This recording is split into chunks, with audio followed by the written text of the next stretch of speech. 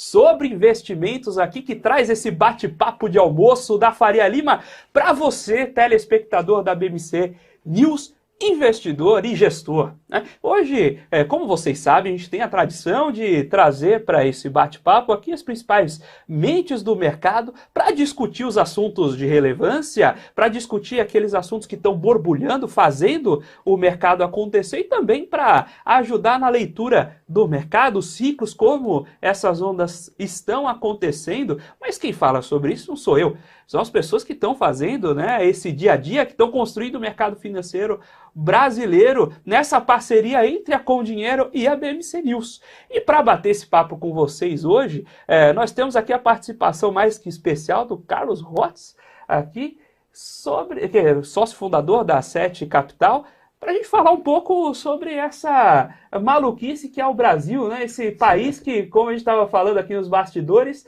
até projetar 2 dias é difícil, né? Longo prazo, né? 48 horas é longo prazo no Brasil. 48 horas é longo prazo, né? Redefinição longo prazo. Carlos, muito obrigado por aceitar aqui essa participação. Muito obrigado por estar aqui conosco. Prazer é meu. Prazer estar contigo, Felipe, e o pessoal de casa também. A gente está num momento aqui em que essa premissa de que as 48 horas são longo prazo é mais forte do que nunca, né? Porque a gente estava, às vezes, em um mês, lá em junho, com o Ibov subindo 20%, e aí a gente começa a ver os ciclos das recomendações, né? Em começo do ano, o mundo é da renda fixa. Aí você começa a mudar tem junho, estoura a bolsa e aí todo mundo tem que comprar bolsa e não tem bolsa, você tá maluco. Só que 6 meses atrás o negócio era comprar dólar, agora o dólar caiu 20% e quem comprou dólar talvez não esteja tão feliz. Nessa maluquice toda, é hora de comprar bolsa? Que momento a gente tá, Carlos? O difícil é a tese, né? Analisar a tese de investimento e tentar fazer essa projeção tem sido a grande dificuldade do mercado. Você falou, né? Começamos o ano com a renda fixa. Aí teve eventos de Americanas, está tendo ainda um evento de Light, situação de crédito nos Estados Unidos. Todo mundo ficou com medo de crédito privado. Aí, não, tem que dolarizar. O dólar começou a cair, o mercado lá fora cedendo um pouquinho por conta de juros. Bolsa. Daqui a pouco também o pessoal já vai começar. Primeira semana de queda de bolsa, o pessoal já está com medo de bolsa, já muda a recomendação de novo. Eu acho que não tem certo e errado, né? Acho que é entender o perfil, o momento e tentar fazer uma boa alocação, né? Você não pode ficar dando all-in, senão você sempre está no final do ciclo e sempre tentando corrigir portfólio, né? Então, agora o momento é de renda fixa, vamos tudo para renda fixa. Agora o momento é de bolsa, tudo para bolsa. Agora o momento de dólar, tudo para dólar. Se você for fazendo esse movimento, tem grande chance de você sempre errar, né? Então, acho que o Brasil é você tentar tirar a poeira de curto prazo, que nem você entrar de óculos numa sauna, né? Vai ficar embaçado, você às vezes não consegue olhar 2 palmos para frente ali. Tenta fazer a projeção para frente, entra na sauna sem óculos, tenta tirar essa fumaça que é o Brasil e tenta fazer um portfólio certinho. Mas, respondendo a tua pergunta, estou otimista com bolsa, sim. Maravilha. Você tem você como assessor de investimentos, você tem ali eu acho um trabalho muito árduo, porque você, às vezes, vê o que o cliente está fazendo, mas quem toma a decisão final é o cliente, né? É diferente de você, quando é gestor de fundo, que, no limite, sua decisão é soberana, né? A não ser, claro, pela própria política de investimento do fundo, mas uma vez você decidiu investir no ativo A ou B, está decidido.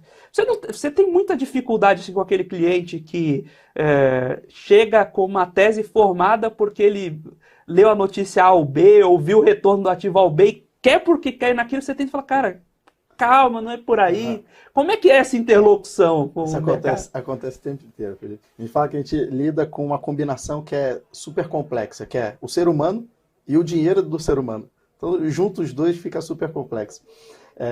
E a gente tenta ter um relacionamento com o cliente de longo prazo. Então, essa parceria de longo prazo e a confiança em si, ela também não se constrói da noite para o dia. Então, aos poucos, o cliente vai entendendo a forma como a gente trabalha e muitas das vezes a gente começa a questionar o cliente, né? Não, então eu estou querendo fazer isso. A gente, por quê? Mas por que você acha que isso é bom para ti? Porque eu vi, né, um vídeo, li, um amigo comentou, isso acontece o tempo inteiro. E as pessoas precisam entender que o investimento, não necessariamente o que é bom para mim, vai ser bom para ti, vai ser bom para o cliente. Então, a gente tenta se aproximar, explicar isso para o cliente. Várias vezes não vai dar certo, mas até quando não dá certo é bom para o relacionamento. Porque quando você explica para o cliente o porquê que naquele momento, ou talvez o porquê para ele não fazia sentido aquele movimento, e de fato, depois de X meses, ele vê que aquilo que você falou aconteceu, né? Lá a gente conversa muito sobre, a gente não tenta ser herói em momento nenhum. Então, o que vai acontecer daqui 15 dias, daqui um mês? Ninguém sabe. A verdade é essa. Então a gente não tenta ser herói, a gente constrói a tese e explica para o cliente por que aquilo talvez não vá fazer sentido. A gente pode errar, a gente erra várias vezes, mas ter uma explicação por trás. Quando o cliente vê isso acontecendo, ele perde, às vezes, dinheiro, mas ele vira e fala assim, pô, agora eu confio nesse cara. Né? Eu acho que ele constrói ali uma casca importante para o relacionamento do assessor com o cliente. Né? O pessoal fala muito de olhar para o resultado, só que o resultado tem um fator da aleatoriedade ali. Você está no lado direito ou esquerdo da curva normal. Criar o processo é o que permite você vá ajustando, né? E como que você pode abrir, né, a conversa com os clientes, como compor ali a carteira, né, em termos de asset allocation mesmo, porque esse problema que a gente está conversando, eu tenho visto muito forte na indústria, o pessoal ir para dólar porque o dólar subiu. Sim. O pessoal vai para CDI porque o CDI foi alto. O que o sujeito, o que o investidor tem que pensar na hora de alocar, né, as classes de ativos da sua carteira? Primeira pergunta que a gente tenta entender é que dinheiro é esse, né? Então, é um dinheiro de um projeto, é o dinheiro da tua empresa, é o dinheiro do capital de giro, é o dinheiro para pagar a faculdade de uma filha. Que dinheiro que é esse? E dependendo dessa resposta, você consegue direcionar e segmentar melhor isso. Você falou, deu alguns exemplos, né, de dólar e tal. 2021 até boa parte de 2022, você tinha dólar subindo, mercado americano subindo, então era fácil vender essa rentabilidade, né? Você não precisava ser um cara bom para passar a lâmina para o cliente, ele batia o olho na rentabilidade e falava, esse é o produto que eu quero. Né? E a gente fala que tem muita coisa por trás de um número de rentabilidade numa lâmina de um fundo. Né? O que tem por trás disso? Da onde que vem esse resultado? E às vezes o bom rendimento mascara muita coisa. Então, quando o investidor está ganhando dinheiro, na maioria das vezes ele não quer entender. Não precisa, ele fala, não precisa, está tudo indo bem. Né? Só que faz sentido você entender para você manter um bom rendimento e o time. É o time certo? E por que eu estou fazendo esse movimento? Né? A gente está hoje com uma Selic altíssima, 13,75. Mas a gente tem um cenário aí, já da próxima reunião do Copom, muito provavelmente, de iniciar um ciclo de queda de juros. E a maioria dos investidores fala, não, tem que estar no CDI. Não, calma. Por que você quer CDI dentro de uma renda fixa? Não, porque eu quero ter um rendimento, olha, 13,75. Calma. A expectativa é que isso caia. Né? Então, não é para trás, pode ter sido interessante você estar exposto ao CDI. Se você olhar para frente, isso não vai acontecer. Então, acho que a primeira pergunta é entender o dinheiro. Que dinheiro que é esse? O que você tem como objetivo? O que você espera desse recurso? E aí, o mercado é um mar, né? Se você fechar o olho e tentar vender para o cliente alguma coisa sem entender que dinheiro que é isso, o que ele espera, qual que é o perfil dele, qual que é a relação dele com o dinheiro, com o investimento, eu acho muito importante isso, você vai assim, jogar a moedinha para o alto e torcer para acertar, né? A chance de dar certo é pequena. E aí tem até a questão, o que é o que você comentou, né? Que dinheiro é esse? Né? Você vai comprar um apartamento daqui 10 anos, você pegar o pré de 10 anos, pode fazer sentido. Perfeito. Agora, se você é um médico, um arquiteto, aí você ouviu que vai cair os juros, e aí você monta uma carteira de renda fixa com duration de 10 anos, porque você acha que você vai operar juros, eu acho que é muito difícil operar juros assim. É quase que impossível. Só que o pessoal se superestima muito, né? Então, sempre acha que é simples, sempre acha que é fácil, porque na mesa do boteco e no churrasco ali, só vem as histórias positivas, né? Poucas pessoas compartilham histórias de dificuldade, uma operação que deu errado ou uma parcela da carteira que deu errado. Então fica fácil, né? Vender rentabilidade, fica fácil vender operação positiva. Você comentou da parte de pré e tal. Hoje a gente gosta muito de alocação em juro real, né? Acho que acaba sendo uma forma de você se blindar independentemente de cenário. Ainda mais no juro real que a gente tem hoje, é quase no-brainer. Então, a gente gosta desse tipo. Mas, quanto a uma situação, a gente tem operação no interior de São Paulo, então acaba tendo relacionamento com fazendeiro e tal. E foi legal que foi uma família procurar a gente. E qual que era a expectativa deles? Eles estavam vendendo 2 fazendas que eles tinham, porque a expectativa deles era que o preço da terra ele ia ficar lateral, vai ficar lateral pelos próximos 2 anos, na cabeça deles. E a gente falou, olha, eu não sou especialista em terra, nem em imóvel, então eu não vou opinar se faz sentido isso daí. Mas é a tese que você trabalha? Tá. Poxa, vamos para a inflação, vamos fazer o quê? A gente optou por pré. Então a gente travou o pré porque, como os pais da pessoa eram mais de idade, para eles era muito importante ter a visão de fato quanto que eles iam ter em 2 anos. E aí, por mais que a gente hoje, em termos de alocação interna no escritório, a gente tem uma preferência maior por inflação, para essa família fez muito mais sentido usar o pré. E foi bacana porque a explicação do filho para os pais, né, foi simples. Foi, olha, a gente vai aplicar esse dinheiro X, esse dinheiro vai virar tanto líquido, a gente vai comprar talvez terras similares com o mesmo dinheiro e vai sobrar isso daqui para vocês ainda. Pronto. A gente conversou com o filho e ele explicou para os pais dessa forma, era o que eles queriam entender. Então, isso de adaptar também a necessidade, ao momento da família, do cliente, é muito importante, senão você fica sempre tentando dar o teu viés para a alocação e aí você vai ter uma série de clientes, uma série de famílias, uma série de empresas com o teu viés, com a tua carteira, que é bom para ti, né? Não faz sentido. Aí, uma coisa que a gente sempre provoca aqui no programa é que investimento é maximização de utilidade. Às vezes o cara, por exemplo, você me contou esse caso, eu imaginei, poxa, mas você vende a terra, não tem o custo de transação, isso compensa o ganho de 2 anos para você mudar essa posição. Mas, bom, ele conhece a terra e, sobretudo, eventualmente é um business que para ele tem outros fundamentos, que não o que a gente está olhando, né? Assim como você vai querer investir numa empresa que você gosta, você gosta de consumir o produto da empresa, vai lá e compra o produto da empresa, isso tem entender ali o cliente é um passo adicional. Agora, a gente está aqui, o programa tem a propósito de fazer as perguntas difíceis, né? Então, deixa eu fazer uma pergunta aqui objetiva, né? Em cima disso que a gente conversou, eu acho que eu sei qual vai ser a resposta, mas eu queria ouvir de você. Captação responde a retorno? Rapaz, você está falando de pergunta difícil, né? Cara, captação responde a retorno. Ou seja, o fundo, por exemplo, o fundo que rende mais nos últimos 12 meses, capta mais? Isso daí, assim, minha resposta é sim, mas não deveria ser tanto, né? Esse é o ponto. Por isso que é difícil, por isso que é difícil. E você vê isso na nossa indústria, assim, teoricamente, quando você tem os fundos de equity, por exemplo, os FIAs ou long buys e tal, a bolsa talvez em níveis de valuation inacreditáveis, como a gente viu recentemente, todo mundo sacando dos fundos de bolsa.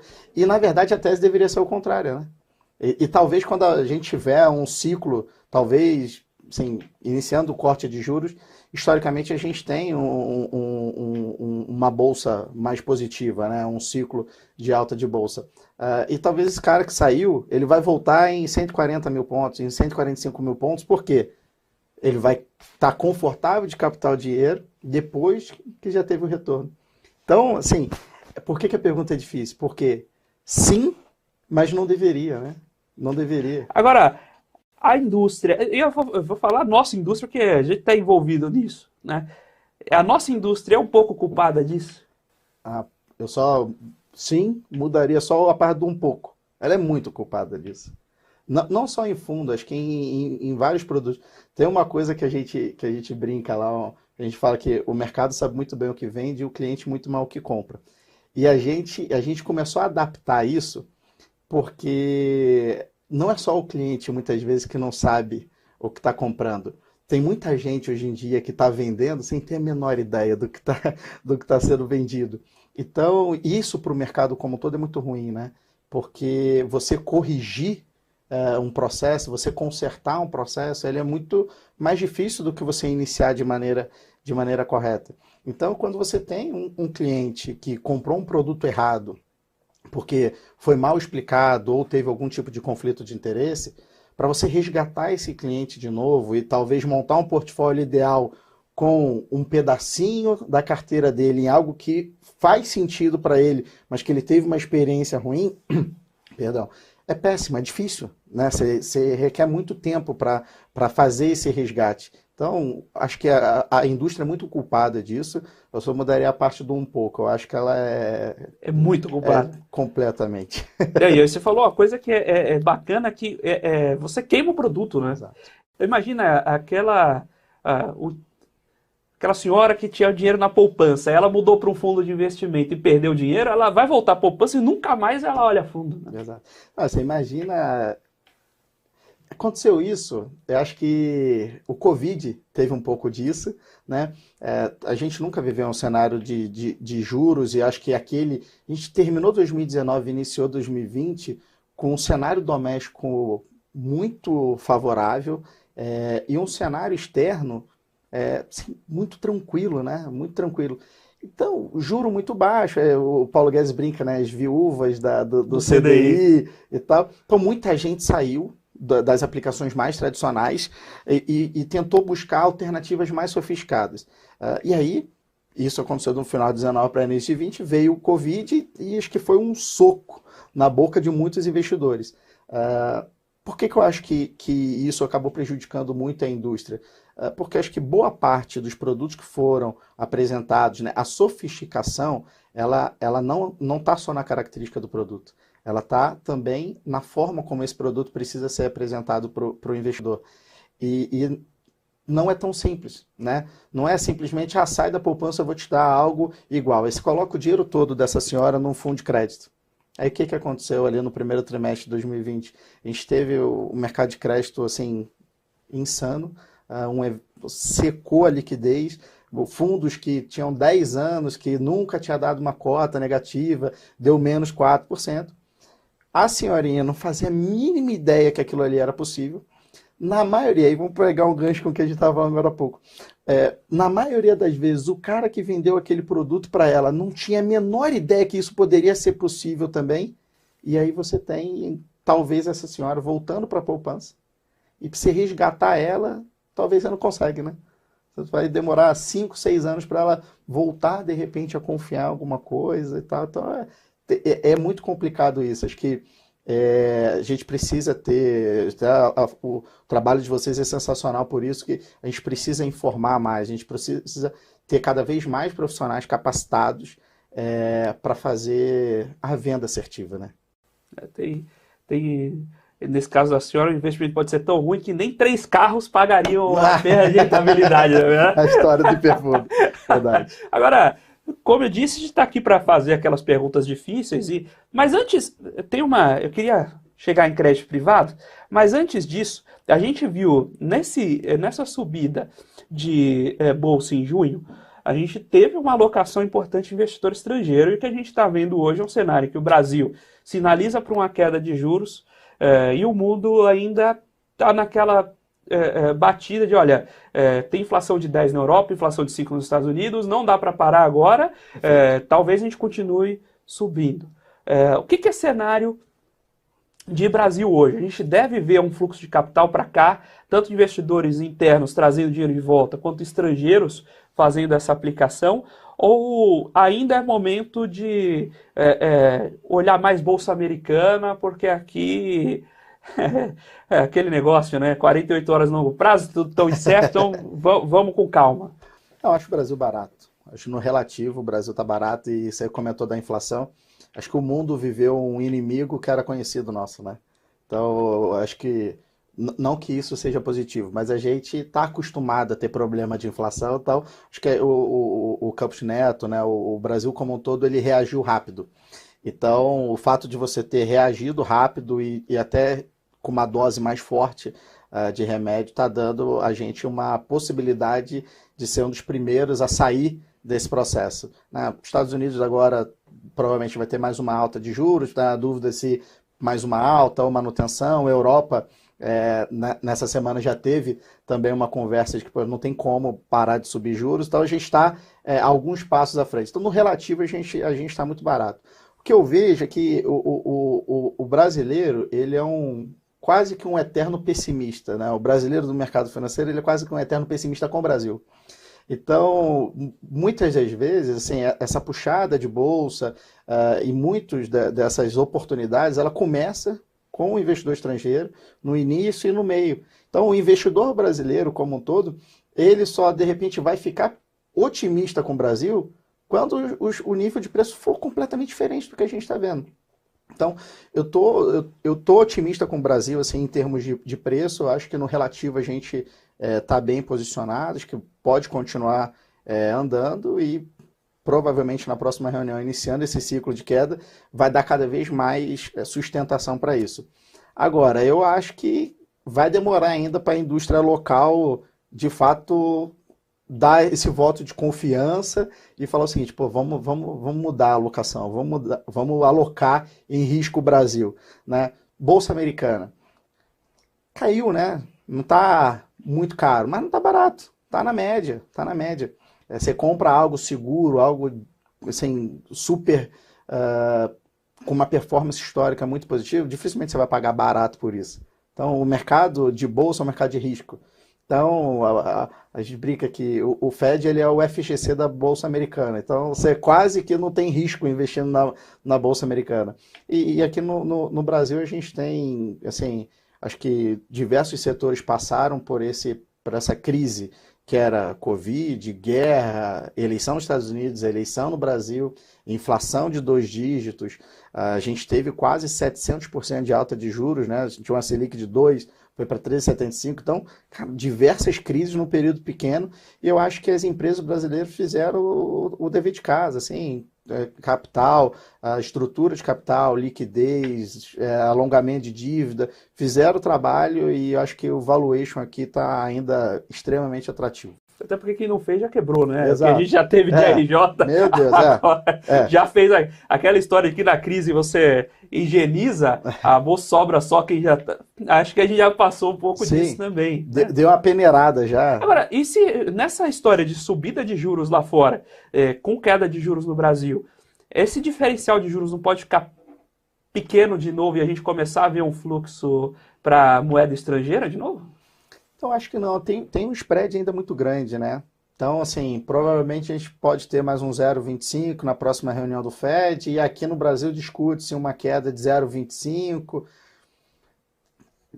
Tem espaço para meio, de repente, dessa primeira reunião, mas eu acho que essa boca do jacaré está muito aberta ainda. Acho que o carry trade pode ser afetado ali, né? Então o fluxo de dólar pode ser afetado, mas eu acho que a gente tem um spread tão grande e eu não acho que a gente vai ter uma queda de juros lá nos Estados Unidos acontecendo, por mais que o mercado lá acredite nisso. Então é o contrário do que a gente estava falando, né? O pessoal é muito otimista. O pessoal lá é muito otimista e os membros do Fed ficam assim, não vai acontecer isso. E o mercado, não, acho que vai, vamos sim, tem que estar otimista. E aqui é o contrário, né? Então não acho que vai ter corte de juros lá, a não ser que tenha outros dados de inflação, como a gente teve, se não me engano, na semana passada, né? O CPI, o PPI, pouco mais ajustado nos Estados Unidos. Se não tiver algum dado que surpreenda, a gente não vai ter queda de juros esse ano. Aqui, a gente imagina ali uma Selic, talvez sendo otimista, um pouquinho abaixo de 12 no final do ano. Cara, mesmo assim é uma diferença muito grande de juros. A gente está falando de inflação a 3, ainda que a gente tenha a Selic a 12, está falando de real de 9. Cara, é inacreditável, né? Inacreditável. E aí tem muito espaço, assim, é lógico, você precisa ancorar expectativa, você precisa criar um ambiente favorável para que no longo prazo você tenha isso mantido, mas é complicado para um país crescer com um juro real de 8, 9%, então tem um spread grande ainda para fechar aí. Daqui a pouco, e não pior, nossa inflação é menor que a americana hoje. Então, daqui a pouco o pessoal vai estar investindo em moeda forte real, né? Você vai ver o americano comprando mala de real e viajando para lá de volta. Se falasse isso para ti há 5 anos atrás, você ia falar que é impossível. É impossível. Não, tudo bem, obviamente, a gente tem alguns vizinhos aqui que ajudam a anedota, né? Porque a Argentina está pixada já, né? Eles estão usando o nosso Banco Central, né? Que absurdo, né? A gente desconfia até aqui da nossa capacidade e o pessoal operando com a nossa economia. Agora, para a gente entrar nos temas aí já mais polêmicos, crédito privado, a gente viu muita gente investir em crédito privado, muito via fundos, né? E quando veio tanto a onda lá de 19 de saque, quanto depois em Covid, o pessoal experimentou o que é falta de liquidez em crédito privado, o que é ficar exposto a duration longa. Só que tudo isso ainda tem a chancela e a proteção do gestor de fundo. Para a pessoa física, investir direto em crédito privado e lá comprar debênture e CRI/CRA, faz sentido? Faz, só que você precisa ter uma orientação. Crédito privado, assim, o bancário você acaba tendo uma segurança padrão. O crédito privado, cada emissão, cada estrutura, você tem uma dinâmica própria. Às vezes você vai ter 2, 3 emissões de uma mesma companhia com fatores de risco completamente diferentes. Você tem, às vezes, uma emissão clean de uma empresa em que a garantia sou Joey, né? Não tem garantia, a garantia é a empresa. E às vezes você vai ter uma outra emissão dela, que ela deu alguns imóveis, deu ativos como garantia, e isso acaba sendo uma segurança a mais para o investidor. Lógico que a gente, internamente no escritório, a gente faz esse filtro junto com até o pessoal de bolsa. Por quê? Se eu estou confortável para comprar o equity da empresa, cara, a dívida dela não tem como não estar confortável. Então, no nosso comitê de produto, por exemplo, nosso head de renda variável participa também. Fala, porra, não faz sentido, né? Um comitê de renda fixa está participando um cara de renda variável. Mas a gente acha que agrega muito por conta disso. Então, a gente está confortável com o emissor. A partir daí, a gente começa a olhar a questão de garantia. E talvez nas plataformas, talvez não, nas plataformas, na maioria das plataformas, você não tem essas informações. Você não tem a dinâmica você comentou duration. Cara, isso é extremamente importante o investidor entender isso, né? Poxa, o que é duration? E você olha o prazo de vencimento do título. E, assim, opinião pessoal aí, mas talvez o prazo de vencimento do título, ele não... Cara, ele é irrelevante. Dependendo do fluxo, dependendo da duration, você tem que olhar a duration e não o prazo de vencimento do título, né? Então, é uma informação muito, muito importante e isso não vem em plataforma. Como que tem covenants, tem garantias, essas informações não estão. Então, acho que a pessoa física, quando ela entra numa plataforma, cara, que ela tem, sei lá, 100 créditos privados e não tem um padrão de garantia como nos bancários, cara, é a mesma coisa que você pegar um recém-nascido sem boia e jogar ele no oceano. Sim, pode sobreviver? Pode, mas vai passar uma dificuldade enorme. Então, assim, ou você tem que cada vez dar mais informação para o investidor, e eu acho que precisa ter isso, o investidor, ele, por mais que ele possa comprar sozinho, ele buscar entender, buscar uma opinião, alguma coisa ali, que é o trabalho que o gestor do fundo faz de forma indireta para ele, mas se ele quiser de forma direta, ele buscar isso, porque senão, cara, ele está perdido, ele não tem como ele saber o que está comprando.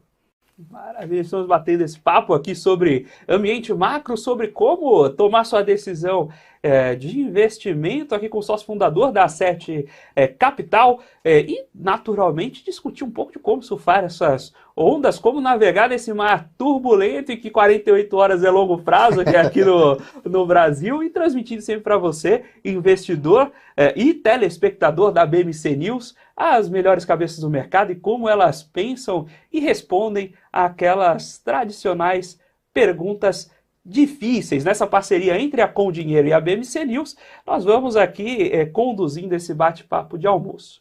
Vocês na Asset são essencialmente um escritório de investimentos, né? Uma assessoria de investimentos, né? Como eu já preparei aqui, a gente está aqui para fazer pergunta difícil. Então, a gente está aqui para fazer pergunta difícil e ver como os convidados respondem, né?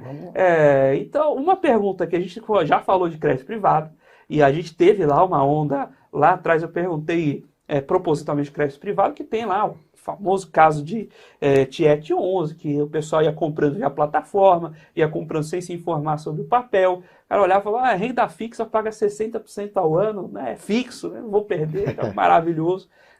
Tem esse problema de falta de informação. Se tem um produtinho que esconde informação, é o COI.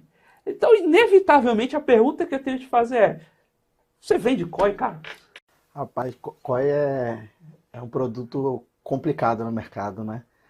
A gente não vende COI, acho que a gente vende, em alguns momentos, a estrutura, o que tem dentro, né? A gente brinca lá com o time que o COI ela é uma caixa de papelão, que ela vem toda embalada para o cliente, e você pode colocar ouro ou lixo ali dentro, né? E tudo tem a mesma imagem, né? Então, você fala, poxa, CDB é bom ou ruim? Um CDB de 80 do CDI é uma porcaria. Um CDB de 150 é bom. Um CDB de 50% do CDI, 70% do CDI é ruim. De repente, um pré de 16, no momento atual, bom. Então, COI é bom ou ruim? A grande maioria das estruturas que a gente vê no mercado não nos agrada. Então, não é algo que a gente tem um peso relativo na carteira dos nossos clientes.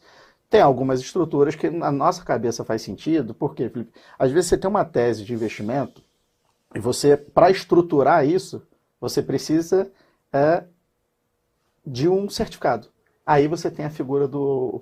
Isso vem empacotado na caixa do COI, né? O que acontece muitas vezes é que a pessoa bota o lixo dentro do COI, coloca um puta de um laço bonito e sai vendendo para todo mundo. A gente busca internamente fazer o processo contrário. Poxa, a gente está otimista com renda fixa internacional, quer desassociar um pouco do crédito doméstico. E aqui, ó, vou dar um exemplo recente. O mercado de crédito aqui no Brasil, ele fechou muito rápido. Hoje a gente até, na nossa perspectiva interna lá, as curvas elas têm pouco prêmio hoje, né? O mercado precificando aí próximo de 12% para esse ano, já indicando ali um fechamento até 9%, acho que não tem muita mais para onde tirar.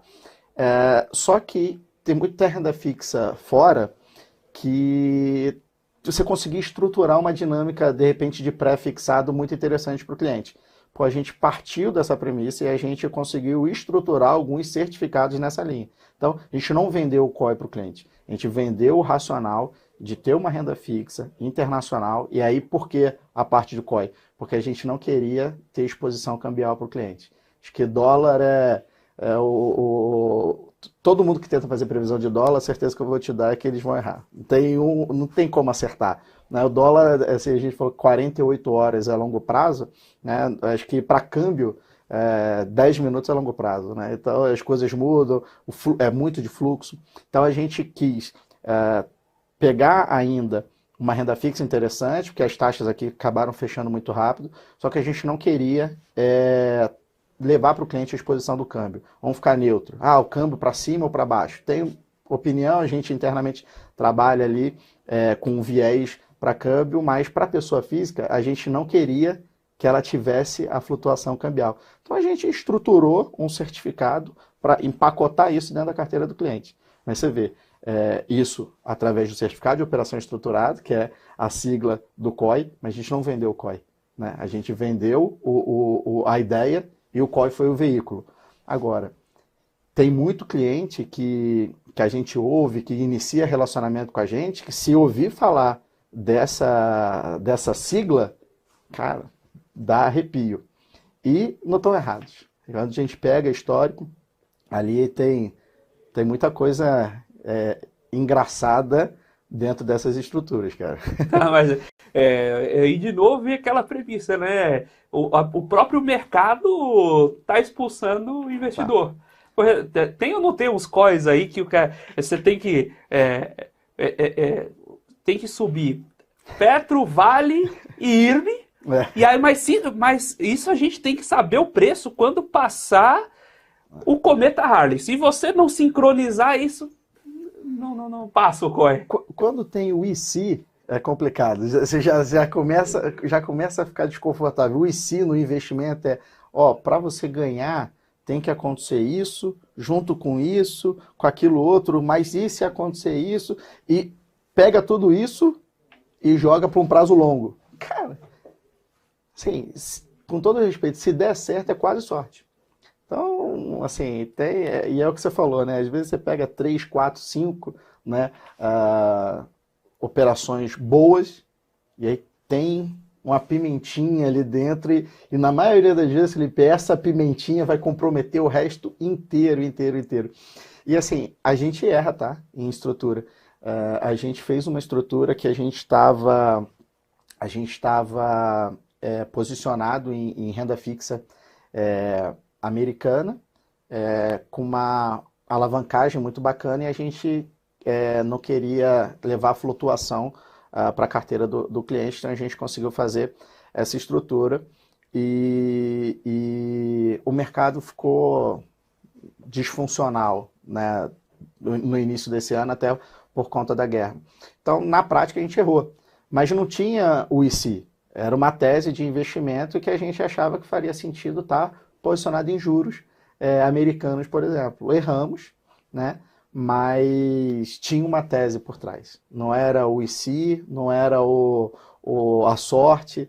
Na maioria das vezes vai ser mais interessante, se você quiser ir para uma estratégia dessa, usar isso daí, vai ser mais interessante você ir num cassino, comprar, jogar numa Mega Sena, e talvez o cassino é mais interessante porque você vai ouvir uma música, você vai tomar um drink, e quando você compra produto financeiro, talvez você pode fazer isso em casa, mas muito provavelmente o assessor, o banker e tal, não vai te dar a diversão ali, né, de um cassino, por exemplo. Mas a dinâmica é parecida.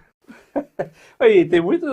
O conceito aí, de novo, né? O veículo é uma coisa, o que você faz com ele é outra. Né?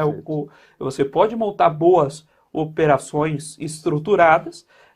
O duro é que. Uma dica ali, viu, pessoal? Se você está montando, você está vendo uma operação estruturada, e que tudo ali dentro é muito ilíquido, que a contraparte é sempre o estruturador, você está entendendo? Fica um pouquinho mais esperto, porque provavelmente não só tem o spread da própria operação, como já estão te colocando o preço das opções que estão sendo usadas em estrutura muito fora.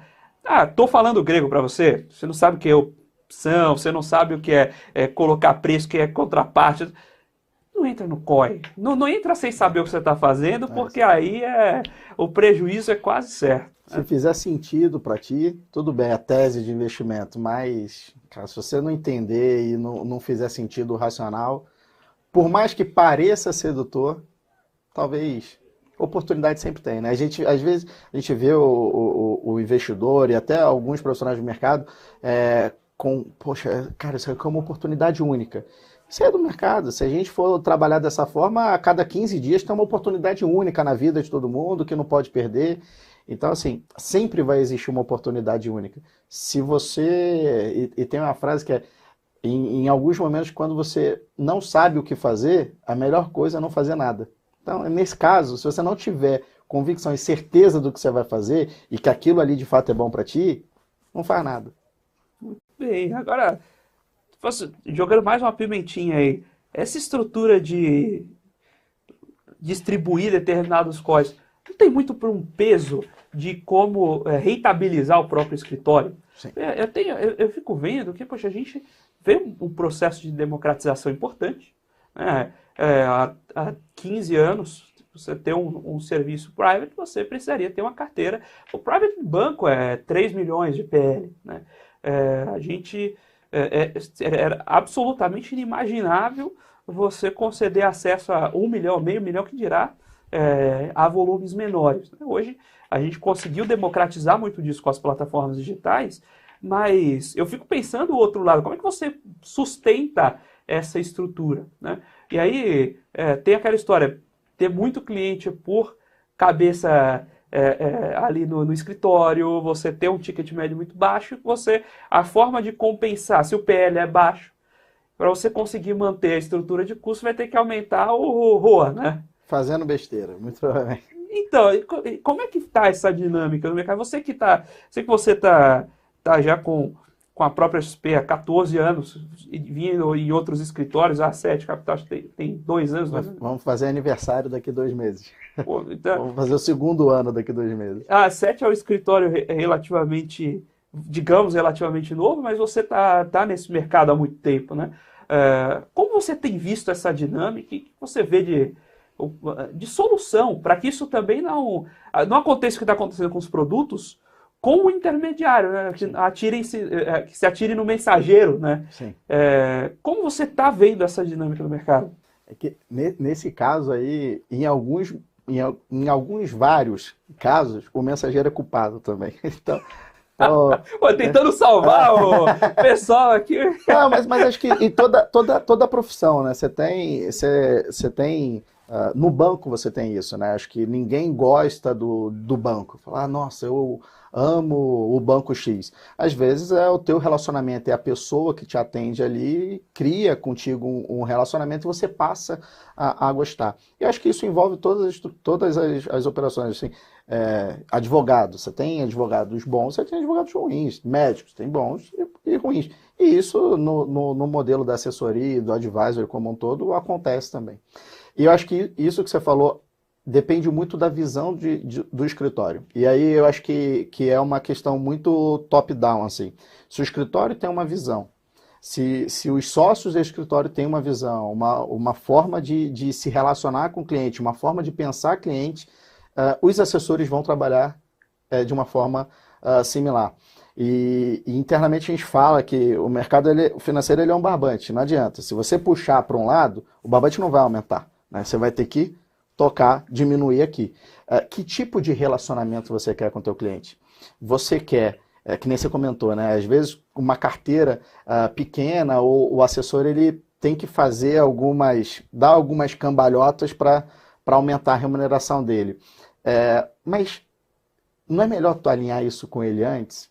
De repente falar o seguinte, cara, vamos criar uma estratégia para que você consiga viver dessa carteira de forma mais tranquila, não em 6 meses. Vamos alongar isso, cara. Vamos alongar para 1 ano e meio, e aí você consegue trabalhar isso de forma mais saudável. Porque o cliente, se você não fizer, desculpa o português, mas cagada com ele vai ser seu para o resto da sua vida. Então, se você tiver nessa profissão como aventureiro, cara, esquece. Nem começa, porque não vai dar certo e você vai se queimar. Se você tiver com uma visão de longo prazo na construção da tua carteira, independentemente dessa carteira hoje não te remunerar o que você espera, continua trabalhando certinho. Porque daqui 5 anos, você vai ter uma carteira muito maior e essa de início continua te remunerando. Então, assim, eu acho que depende muito do perfil do escritório, dos assessores em si. Se você pensar na visão de longo prazo, de criar de fato um relacionamento com o teu cliente, né, independentemente do volume da tua carteira, você não vai colocar os teus interesses próprios na frente disso, porque, assim, por mais que tenha muito cliente, Felipe, que não entende muito, hoje você tem acesso à internet, muita coisa é debatida e talvez você vai enganar, você acha que vai enganar o cliente até a página 2.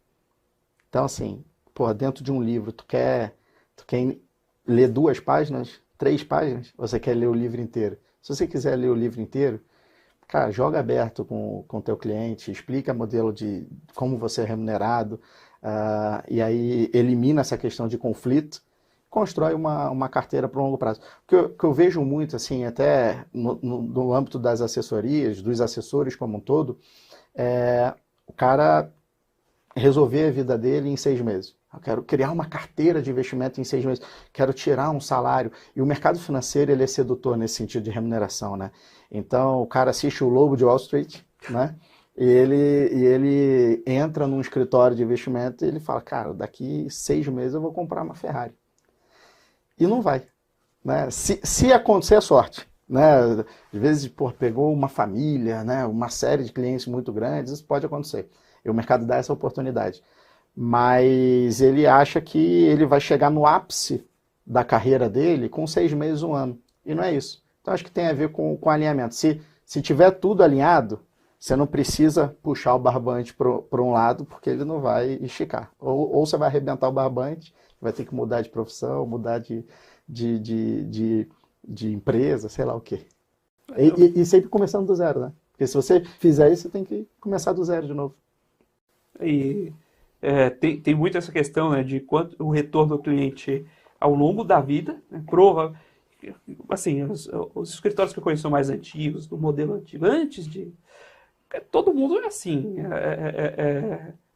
O sujeito tem alguns clientes grandes que carrega ao longo da vida. Né? E geralmente é ali que está a renda. Lógico, ele atende alguns recipientes para continuar girando, né? Para continuar girando o negócio, né? Para não estagnar. Mas a renda vem dos clientes de longo prazo. Né? E acho que hoje falta muito disso e também falta, porque... aí eu estou colocando a visão pessoal, mas falta porque vem muita gente que entra na profissão para conhecer depois que entrou. Exato. Não conhecia o mercado, não estava nesse mercado, eventualmente trabalhava com uma coisa que não tinha nada a ver, o que não é errado. Mas se você quer entrar na profissão, você tem que se preparar. Perfeito. Né? Embora a gente não exija, tenha certificação, mas não exige uma graduação específica para investimentos, existe uma série de conhecimentos que você precisaria ter e muitas vezes o pessoal quer passar por cima disso, né? Da assessoria você tem a prova de certificação, mas a prova de certificação ela é um degrau para você iniciar a tua carreira. O que às vezes você conversa com algumas pessoas, elas adotam a premissa de que passei na prova, então já sei tudo, já sou o profissional. E não é. Na verdade, a prova... que é exigida, como você comentou, não exige graduação nem nada, mas a prova que exige, ela é simplesmente, acho que uma porta que se abre para você iniciar a tua carreira. E como é que se inicia a carreira? Estudando, buscando conhecimento. A gente estava falando no bloco anterior sobre a relação do cliente com o investimento, né? E do cliente que compra a rentabilidade. E a gente vê isso acontecendo, que enquanto o cliente negligencia a análise dele quando os ativos estão indo bem. Então, se o fundo estiver performando, ele nem quer saber o que tem dentro desse fundo. E quando o fundo vai mal, ou ele dá uma queda brusca, aí o cliente se preocupa e ele vai atrás de tentar entender o que está acontecendo ali. E olha só, é exatamente o que você falou do profissional. Olha como é que as coisas se conversam. Se o profissional ele está capacitado, se o profissional ele transmite segurança e tal, cara, a chance do cliente fazer movimentos, né, e modificar a carteira de forma talvez equivocada e errada, diminui. E olha só que interessante, você está comentando da postura do profissional, que ele não está entrando ali, não sabe o que é. E eu acho que isso tem muito a ver com o glamour do mercado financeiro. O mercado financeiro é altamente sedutor. E o cara fala assim, eu quero entrar no mercado financeiro. Às vezes, dei palestra em faculdade e o cara fala assim, não, mas eu quero trabalhar com o mercado financeiro. Mas o que você quer fazer? Não, eu quero trabalhar no mercado financeiro. Cara, mas você quer ser um assessor, você quer ser um analista, você quer ser, mexer com equity, com crédito, M&A, o que você quer fazer? Não, eu quero estar no mercado financeiro. Então, às vezes ele vai entrar num banco ou numa corretora e aí depois ele vai começar a entender. Cara, tem tudo a ver com um cliente que vai começar a entender, querer entender do fundo, talvez depois que já deu algum tipo de problema, né? Então, são complementares, né? Bacana. A forma como o ser humano pensa e age. Conta um pouquinho pra gente, a gente está caminhando pro finalzinho aí, de onde veio a ideia de constituir a A7? Conta um pouquinho da história de vocês. Então, a gente trabalhava numa outra operação, era sócio de uma outra operação. Eu acho que tem a ver muito com a forma como a gente enxergava o mercado, né? Eu acho que não tem muito certo e errado, assim, né? Tem operações que... As assessorias de investimento, por mais que várias delas carregam uma bandeira da corretora junto, elas têm liberdade de serem completamente diferentes uma das outras. E na época, acho que minha ideia e da equipe que trabalhava diretamente comigo, ela estava indo por um caminho, a gente tinha uma perspectiva de futuro, porque acho que a nossa profissão tá sofrendo uma série de alterações, de mudanças, a nova regulamentação agora vigente em junho, mas ela é altamente modificada. Então, as coisas mudam muito rápido. Então, a nossa visão de mercado, a nossa visão de profissão, ela estava um pouco diferente dos antigos sócios. A gente resolveu de forma super amigável ali, a gente fez um spin-off. Para quê? Para pegar o que a gente acredita e conseguir continuar trabalhando da forma como a gente queria, do modelo que a gente queria. E aí a gente começou no interior de São Paulo, em Araçatuba, e aí expandimos um pouquinho lá. Também viemos aqui para a capital no ano passado. Mas foi muito nessa linha, assim, não era algo, poxa, vamos planejar, montar um escritório próprio. Não, acho que foi uma questão de oportunidade e de momento, né? Acho que e isso tem a ver, quando você tem parceiros ou sócios que têm pensamentos diferentes, e pensamentos diferentes não quer dizer certo, errado, mais lucrativo, menos lucrativo, acho que é a forma como você enxerga as coisas. Diferente, acho que você continuar, você acaba levando isso para o cliente final, né? Então, se separar, às vezes, é melhor. E aí a gente montou a A7 nesse conceito de ser uma consultoria, de trabalhar de uma maneira muito consultiva. Então, assim, produto é commodity. Então, o que a gente faz? A gente vende produto de investimento? Não, a gente vende serviço. Qual que é o serviço que a gente vende? O know-how, de tentar interpretar o cliente, a família e tal, e diminuir o hiato que existe entre o cliente, o mercado financeiro e os produtos que são vendidos. Então essa é a nossa cabeça ali. Você veio, nesse tempo todo, foi sempre vinculado à XP mesmo? Sim, eu fiquei, na verdade, entrei na XP em fevereiro de 2010 e peguei, na época não era uma plataforma de investimento, era só uma corretora de ações, então era só compra e venda de ações e os cursos, né? Então peguei essa fase. Até hoje eu fiquei fora, eu sou carioca, recebi uma proposta para vir para São Paulo, aí fui trabalhar num banco de investimentos, fiquei 7 meses e voltei. E aí estou até hoje. E aí a A7 agora também é vinculada. Então vocês vão estar lá na Expert também? Vamos ser um dos patrocinadores da Expert. Ano passado também estivemos. Vamos estar com espaço físico lá também. Você também vai estar lá, né? Sempre? Todo ano. Vamos tomar um vinho, já combinamos. Esse ano vai ter vai ter o sommelier esse ano, mano? Vai ter um vinhozinho para... Porque a Expert, assim, a gente fala, a gente acaba levando muito cliente, porque eu acho que é uma atmosfera muito bacana, muito bacana. Só que por mais que tenha alguns convidados que não sejam do mercado financeiro, para quem não é desse meio, né, Felipe, é muito, às vezes, cansativo. Né? Você imagina para um médico, você imagina para um pecuarista ficar 2 dias ouvindo Selic, juros, inflação, a curva, tudo. Eu gosto, você gosta, o pessoal que está assistindo aqui, a maioria gosta, mas, cara, chega uma hora que o cara fica um pouco cansado. Então a gente tem um espaço que é para justamente criar um ambiente diferente. Vai ter o sommelier, tem degustação de chocolates, aí o pessoal lá da nossa equipe tá preparando umas coisas bacanas também. Eu te espero lá, hein? Me chama lá para degustação de chocolate, que essa aí eu gostei. Viu? Aí, ó.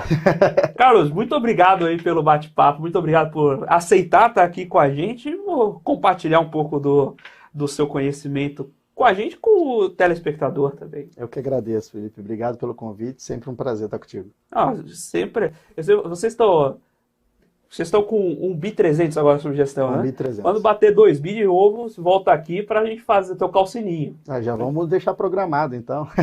Fechado, boa. Carlos, muito obrigado mais uma vez. Muito obrigado a Sete por ceder aqui a participação do Carlos conosco. Muito obrigado a você, telespectador da BMC News, pela sua companhia, pela sua audiência. Nós criamos aqui esse programa, essa parceria entre a Com Dinheiro com a BMC News, justamente para você, investidor, e você, profissional do mercado, estar sempre mais bem informado e sempre um pouquinho melhor. Se você tiver alguma dúvida, algum comentário, sugestão, inclusive sugestão de um novo convidado, manda lá pra gente no basic.comdinheiro@comdinheiro.com.br. É sempre um prazer receber. Se você ainda não conhece as soluções do Com Dinheiro, aproveita e visita lá o nosso site www.comdinheiro.com.br. Nós ficamos por aqui com você, Com Dinheiro de hoje. Até a próxima, nesse mesmo horário.